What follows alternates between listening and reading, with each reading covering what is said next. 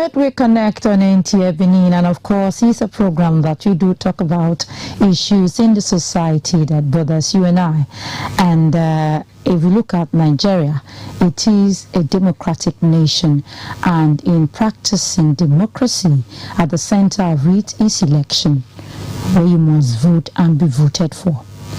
And we've seen that in the last few days, Edo State had a by-election.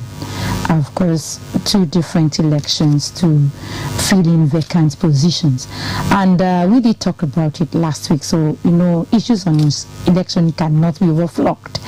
And so we are here again this week to really look at what really happened post by-election matters. So we have guests that will be sharing their thoughts on what really happened and what we need to really know about the electoral process in Nigeria. But before we go into that discussion, and let's give you a backgrounder. The much talked about Edo Central Senatorial and Ovia Federal Constituency by-elections have come and gone. Saturday, August 16, saw the people of these areas exercising their franchise to choose the candidate of their choice. 9 political parties participated in this exercise. The ruling party, the All Progressive Congress (APC), took the victory as its candidate, Mr. Joseph Ikpia, emerged winner in the senatorial by-election with a total of 105,129, defeating his close rival, Joseph Okoji of the People's Democratic Party (PDP), who scored 15,146. For the Ovia Federal Constituency, the APC candidate Omosede Igbinedion won, scoring 77,053, while as second in line, Johnny Akitain of the PDP polled 3,838 votes. The 2 by-elections were said to be peaceful and also devoid of voters' apathy, as against the earlier expectations of many. What must have led to this level of success, and are there any lessons to be learned from the exercise? These and more Midweek Connect to be looking into this morning. Yeah, thank you, Deborah, for that. Yes, we are looking at post-by-elections matters. And of course, I have here in the studio with me guests. Let me start from my extreme right there. He is a political analyst and lawyer. Yeah, talking about St. Moses Eremosele. Good morning. You're welcome to the studio. Thank you so much for coming. And of course, we do have here our political correspondent here in NTA Benin. He is also joining us in this conversation today. I'm talking about Jude Abugu. Thank you, Odak. Thank you so much. I think it's the first time we are just having you here. Yes. Because of the matter arising. We talking politics. Yeah. I was in the field now. Of course. So we really need you to come and share your observations with us. Thank you so much for coming. Yes, let's, I think we first of all start with you. Okay. Yes, because it's something that to have the first-hand information. Elections were conducted on Saturday at Ovia, where you were, Ovia Federal Constituency. Please share with us what were your observations of that election. Okay, actually, I must say that in Ovia Federal Constituency, the election was to a large extent very peaceful, except that there was a low voter turnout. But on the positive side, the electoral umpire really delivered and deployed both materials and personnel timely, which made it possible for voting to commence on time and also ended on time. In most cases, most polling units we visited, as at 12 noon, people had stopped coming to vote. So they were only waiting for the official closing time to commence sorting and counting of ballot papers.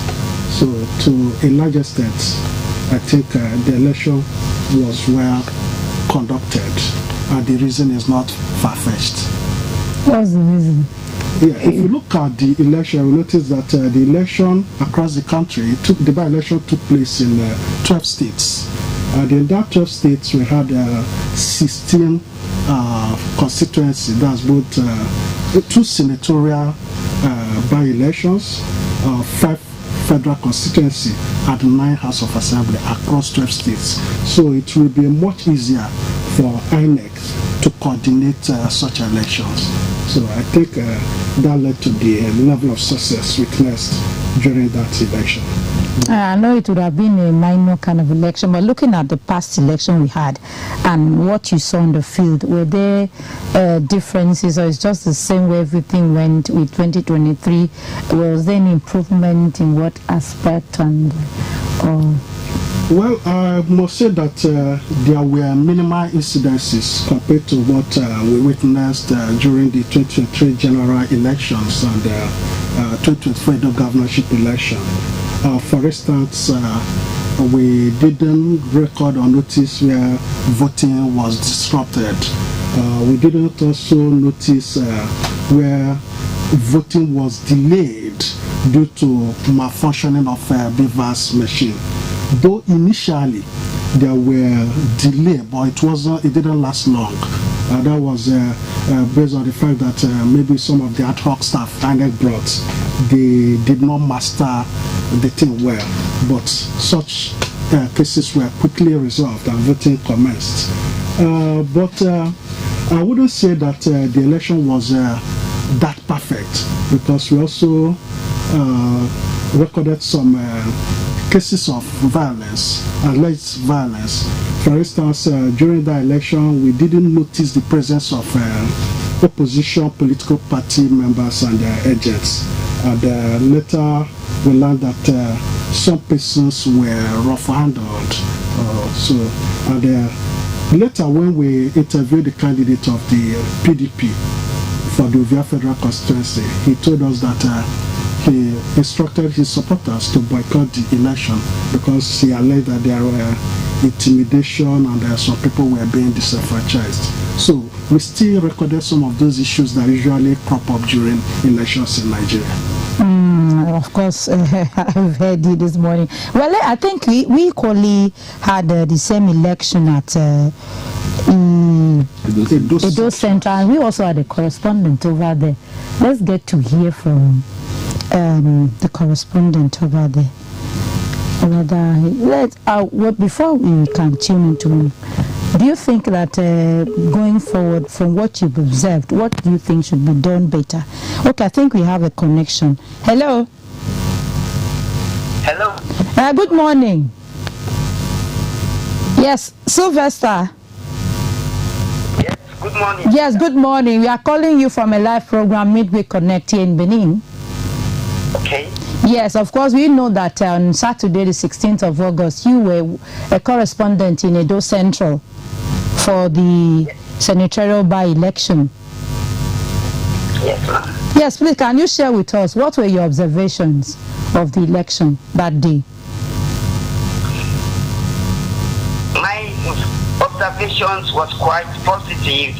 The wards and polling units visited, it was relatively peaceful and calm. INEC officials, they arrived at their polling units at the stipulated time, and the voters, they came out and they coordinated themselves properly. So even security agents that were on ground had less work to do because everybody organized themselves very peacefully. All right, so we did have incidences that people would like. What did you really gather from the voters? Well, was there anything particular about voters that they complained about, or what did you get to hear on the field? There was not much complaint. All the voters commended INEC officials for coming out on time. I specifically asked about the functionality of the BVAS, and the BVAS, they all said, was functioning very well, that in few seconds they could, the BVAS could capture them and they could proceed with their voting. So the voters did not really complain over any hitches whatsoever. And what the voters were all clamoring for was someone that could adequately represent them in the National Assembly, and that's what they all came out to exercise their franchise for. Thank you so much, Sylvester. Thank you so much for sharing your observation. All right. All right. Have a good day. Thank you, ma'am. All right. Yes, you've heard from the correspondent. Yes, I was asking you a question before we now bring the other guest to say something. What do you think should really be given attention to? Look, because elections will keep coming in the country. Yes, and all that. the major area that needs to be improved on has to do with social mobilization of Nigerian citizens for elections. And INEC and its partners, they need to step up their voter education campaigns.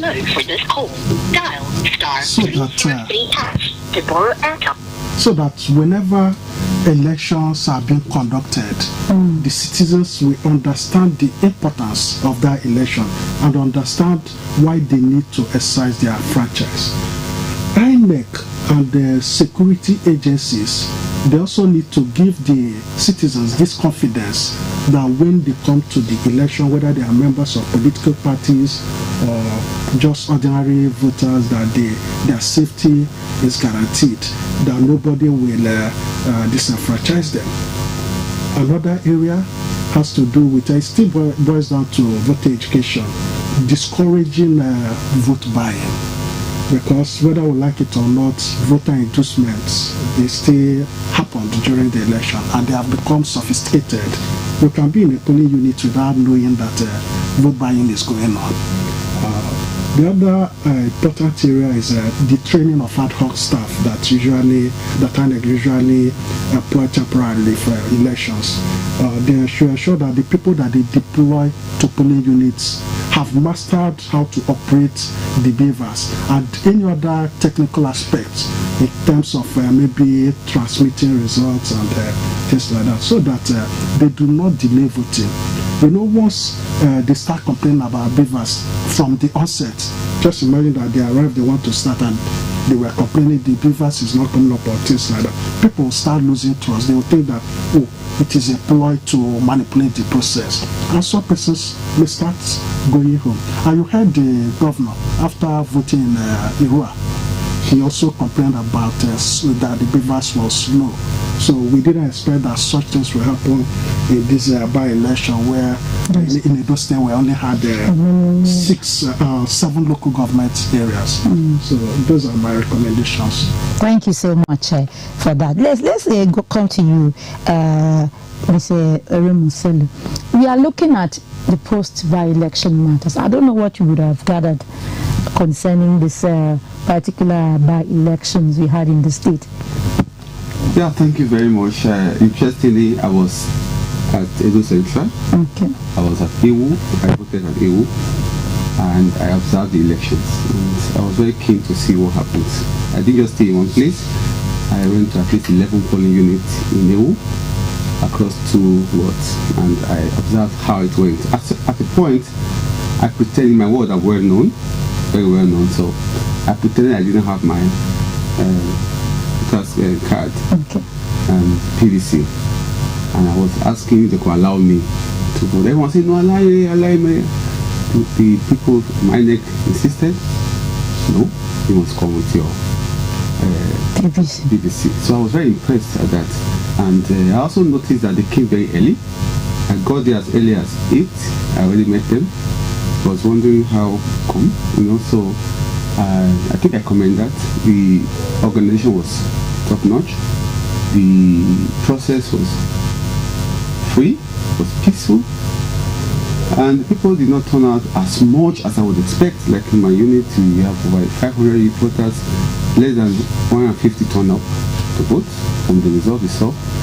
And I think there was this, because the mid-election, this was a by-election, not many people are so interested, but those who came out because they wanted to emphasize the point, and that point was made in Ewu, and that showed in their results, because their result pointed in one direction, that they wanted a second person, and so I believe that those who came out because of that reason. Generally speaking, the election was fair across. When I listened to observers across board, and I felt that okay, it was fair. But a lot needs to be done in voter education, a lot needs to be done in voter mobilization by INEC, and the best way to mobilize people is to provide free, fair, and credible elections, where people see that their votes will count.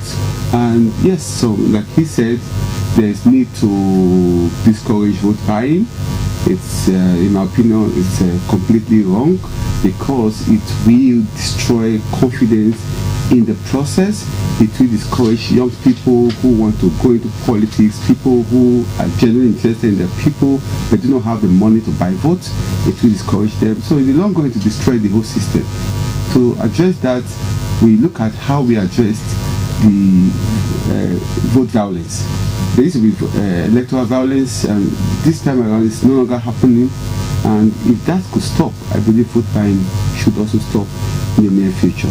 Otherwise, we are getting some things right in this country. Thank you so much. Yes, before we continue the conversation, I believe that people there on the street also have their own way of expressing their views on the election. So let's get to hear people's reactions. Was really impressed. I must say there's a lot of changes that has come in since our president came on board, and I must say INEC has really shown dedication to their function, and they've shown a lot of dedication here as well, and I'm very, very happy about it. Not surprised that he won, because we know he will win, because the governor has already done the election by his good work in Edo State. You see the multitude. There was no apathy in among the voters. They all came out and marched to cast their vote. Yeah, that's the reaction of the people. A lot of people pressing the process and all that. But as a viewer out there, you can call in and share your thoughts and probably observation.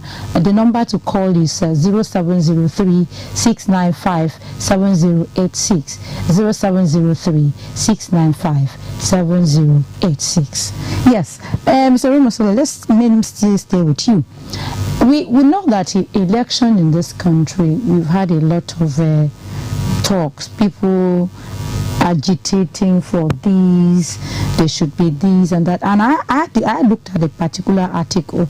I think INEC did a review of the 2023 election, and they came up with some things that they discovered about election, about their people's attitude to it. Political parties were not abiding by guidelines having to do with primaries and all that, and then this mindset that people had that the elections result were tampered with. They had so many things they came up with, that kind of the observation and all that, and at the end of the day they equally made recommendations. But looking at the entire electoral process in this country, do you think that ahead of what we are talking about 2020 elections, do you think that there are things that need to be done about our electoral process? Yeah, a lot needs to be done about our electoral process, because our electoral process, for me, is the foundation of democracy. It's the difference between democracy and military government. And if there are no credible elections, then there's no reason to discredit a military regime. So the reason why we are not a military regime is because we believe that the ordinary people should represent the people. So if we get things wrong in the electoral process, then there's no justification and there's no dividend of democracy. Having said that, I see that INEC is trying to look at, do a post-mortem of 2023 and come up with a better strategy for 2027 or future elections. That is necessary. And one thing, beyond INEC, the Nigerian population, Nigeria represented by the National Assembly, needs to do something about our electoral system. They need to look at our laws, enforce, correct certain areas of the laws that were kind of loopholes that were exploited by politicians. Take note that politicians, being who they are, would naturally want to exploit any loophole, and you don't blame them because they want to win. They exist to win elections. So what you need to do as a people, as a parliament, is to look at those loopholes and correct them. For me, I also think if they are doing this electoral constitutional amendment, they should think about removing INEC from the appointment of INEC from the executive. Yes, because that's one of the issues being raised that as they're undergoing this amendment. I'm recommended, I did a paper, I made it public. 2 things I recommended to, if you want to get things right in this country, the justice system should control INEC and police. The executive, the president should not even, yes, should not control the police. It should be under the justice system, because at the end of the police is the court. So why do you have to put it in the hands? It's the court, the police is actually working for the justice system. So if you're going to arrest you, take it to the court. So why should it now be outside the power of the court? So at that point, the police will be responsible to the judiciary, the INEC will be responsible to the judiciary, then the executive will be there will be kind of a division of labor of the functions of government. But if everything is concentrated in the hands of one executive, they don't blame him, because power corrupts, and absolute power, they say, corrupts. Absolutely. At some point, you want to give orders. He has the power, he will use it. If he doesn't have that power, he will rationalize. He will begin to do what's right. He will begin to check the judiciary. The judiciary will begin to check him. Then that check and balance will begin to become functional, not in theory. So I think INEC needs to work on mass mobilization in the public by way of doing elections that are credible, and make sure that the BVAS works, and make sure that the BVAS is included in the act, that it becomes a basis for deciding elections. Not that you say it's a basis on theory and tomorrow in court say it's no longer a basis. That's inconsistency. So we need to just do the right thing, because the wrong thing we do today will hurt us tomorrow. Because tomorrow we may not be in power. Yesterday PDP was in power, today APC is in power. Tomorrow we don't know. So if you want to correct the country, correct it for the future. Anybody will be there. So if you are thinking you are making this law to favor you today, what if you leave tomorrow and then you are no longer in power? Then tomorrow you are now from the trenches fighting. You're in a cycle, an evil cycle, like a continuous cycles. I think we should put a stop, and do what is right. When you do what is right, and get this country right, many of us are thinking of going abroad. We'll be thinking of returning home, bringing back the goods from other lands. Thank you. Thank you so much. Yes, Joe, let me come to you. You did talk about youth election, voter apathy and all that. And we know that that brings to mind when you equally talked about voter education, sensitization and all that falling within your jurisdiction now as a media practitioner. Now let's see how one of the recommendations that they need to expand discussion on electoral processes and maybe using the social media platforms and all that. What's your own kind of assessment to what should be done in that direction? How should it be done to really ensure that people really have this interest in election? It is not something one person can do. INEC cannot do social mobilization and voter education alone. Media is very powerful when it comes to shaping opinions, discussions, and even changing perception of people. So, the media has been playing this role alongside INEC. They have been collaborating. And I also believe that civil society organizations they have also keyed into voter education, voter mobilization. But one thing we don't usually do in this country is that, not everywhere anyway, but in most cases, we don't have a kind of metrics to measure impacts of what we are doing.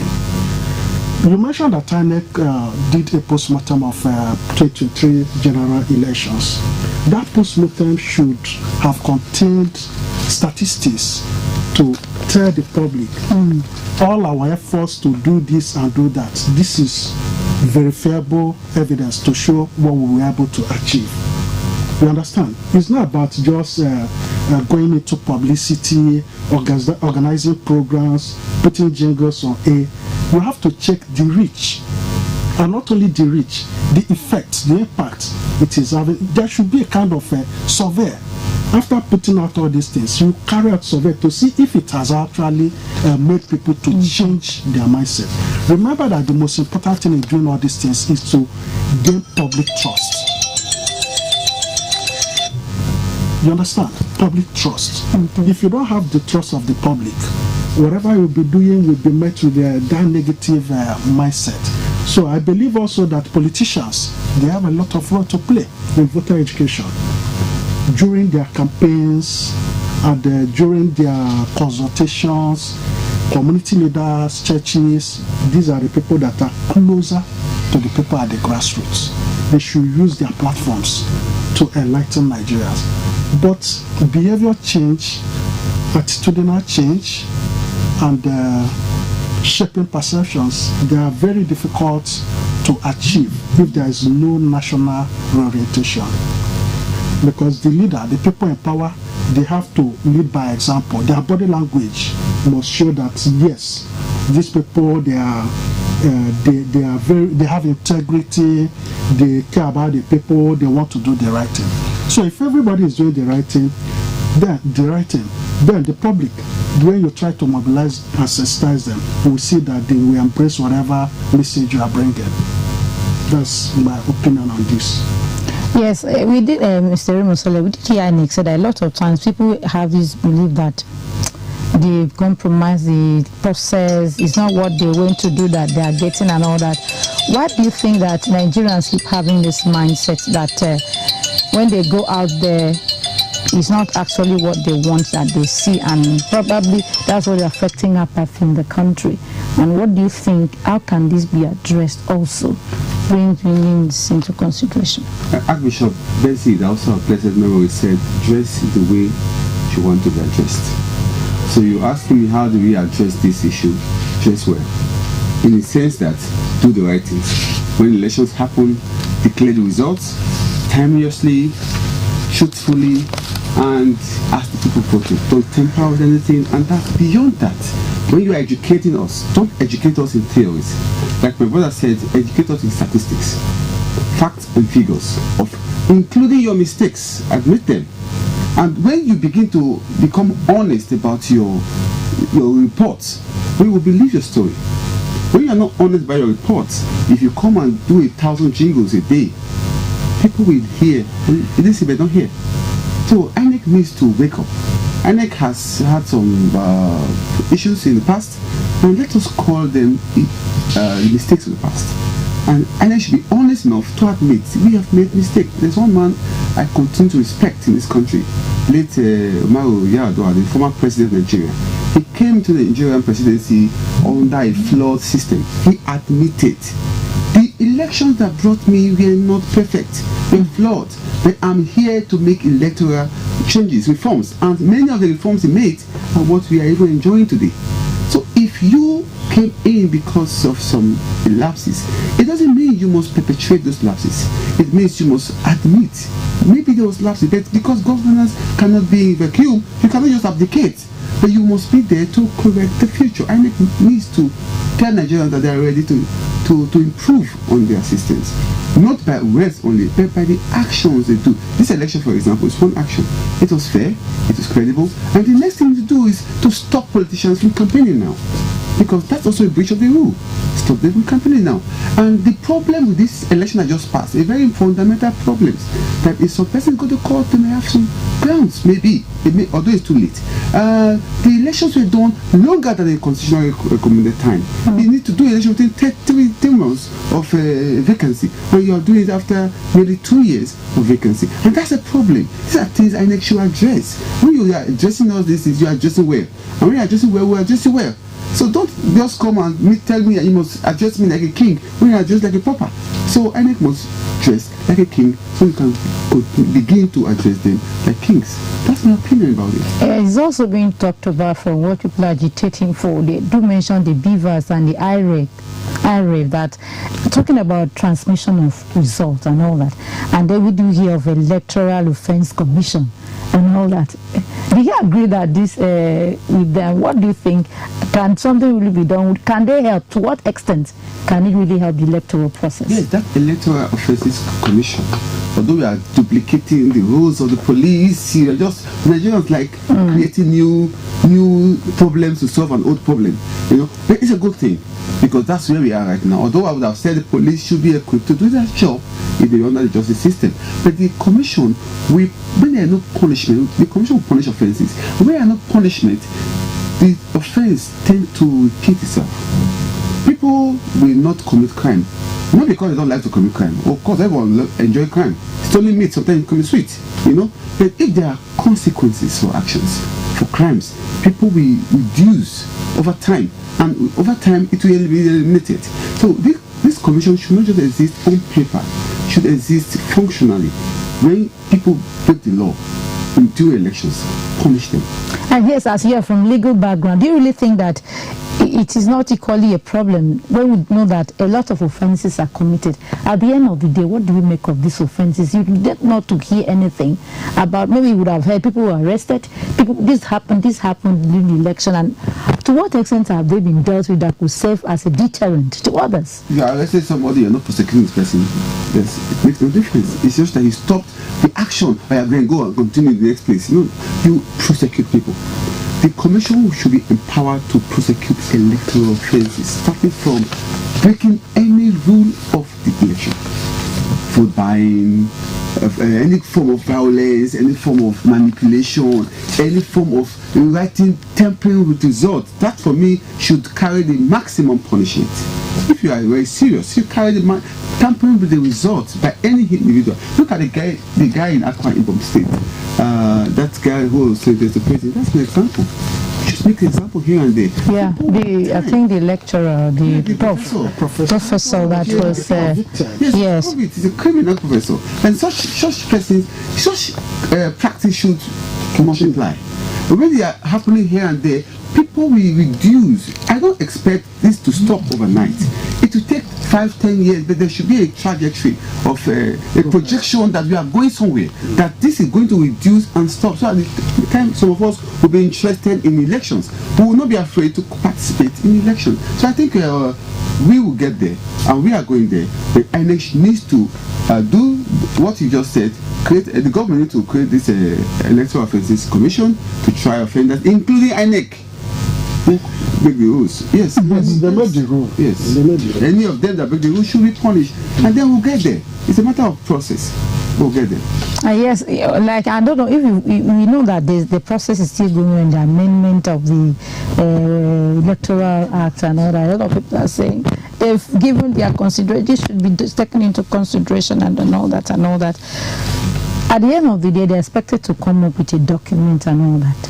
So how can we go about strengthening the electoral process aside what has really been mentioned here this morning? The only way to strengthen the electoral process is by ensuring that the Electoral Act is implemented, or whatever that is there is enforced to the letters. It's not about amendments. It's not about distributing the Electoral Act or telling people about the Electoral Act. But what happens after that? Do you follow the Electoral Act? You know, INEC is the umpire.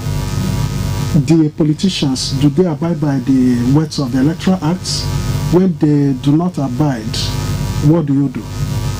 But another major challenge to this issue of strengthening our electoral system is that you cannot strengthen our electoral system without strengthening other institutions that have a kind of nexus, they have a kind of connection with whatever INEC is doing. For instance, the judiciary. If you say somebody has faulted in the Electoral Act, he can challenge it in the courts. And that's why we have a lot of electoral litigations. How are those cases decided? When a politician knows that when you say I've offended, I can go to court and get a favorable judgment and all those things. So it is institutional change that we need in Nigeria. Both the judiciary, the executive, the police, and even the politicians, they should be law abiding. Everybody must abide by the laws that guide the game of politics in Nigeria. That is what we actually need. Yes, we really build the institution. Of course, you know that it's something that more or less people say at the end of the day we go to court, and before even know it, a tribunal, election tribunal has already been constituted in Edo State ahead of this by election. Yes. Probably people are assuming that definitely people will go to court and all that. And you know, at the end of the day, it do happens that at the end of the day there's a rerun. which has brought about off-cycle elections in Nigeria. Should we continue like this, knowing that people will always look up to say, after all, the court will be their final destination? That's what we're saying. If people are doing the right things, we don't need rerun elections. We don't need to have many litigations. Which has brought, yes.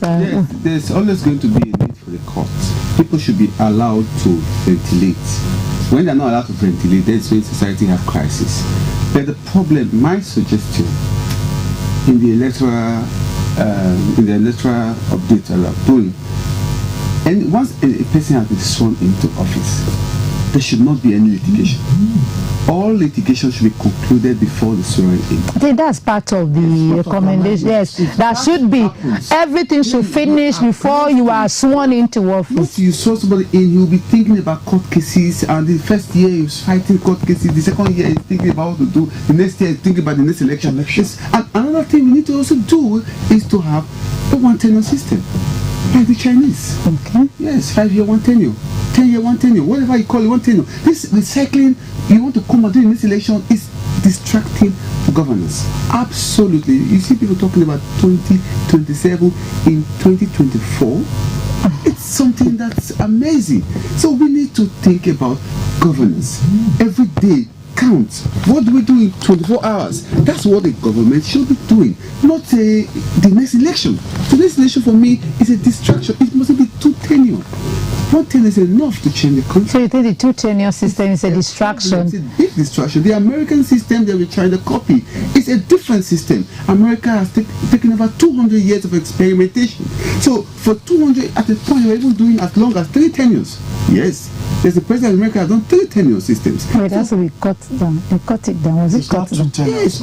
So they have a very, very robust system, very advanced system. We must not copy them. If you want to copy American system, let's copy the social welfare system. So if you create our own political system that works for you, we are a developing country. We must look at developing examples. China, Asian countries. Look at even countries in the rest of developing world. The advanced developing countries like us, we like Chinese, you just want tenure. So by way of wrapping up, what's your closing thoughts? My closing thought is that let us believe in this country. Let us, all of us, APC, PDP, ADC, NROC, NNEC, whatever you call yourself, let's work together to build a country. And in building a country, let us always remember our children. Whatever we do today, we will work from them tomorrow. What our fathers did yesterday is what we are fighting for today. So let us seek to leave a legacy of excellence, of competence, of justice for our children. Yeah. Political analyst, yeah. Our correspondent. Nigerians should be more patriotic so that you don't do things that will affect the nation and the generations to come. That's my closing words. Yeah. Our guests have really said much this morning, talking about the electoral process and matters arising, and of course on what you've gathered from them, that we need to leave a legacy that upcoming generations can build upon, and the democratic system of government that Nigeria is currently in should not be disrupted, because it matters how we handle it. Thank you so much for being part of this program. Thank you, our guest, correspondent here, Jude. So much pleasure. And barrister here. Thank you so much. I hope you allow us your presence whenever we need you for this program. Thank you so much. Join us again next week for another interesting edition of the program. Good morning.